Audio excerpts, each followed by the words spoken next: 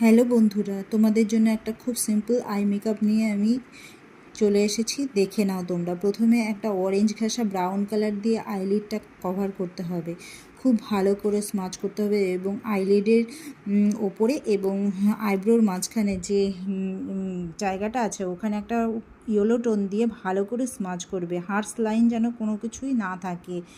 তারপরে একটি wine colour দিয়ে পুরো লিডটাকে আবার স্মাচ করবে।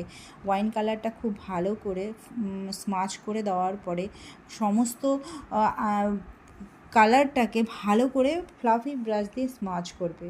তারপরে একটি shimmer colour brown shimmer colour দিয়ে আইলিডের উপর দেবে এবং দুই পাশে খুব ভালো করে যেন কোনো হার্স লাইন না থাকে খুব ভালো করে স্মাচ করবে।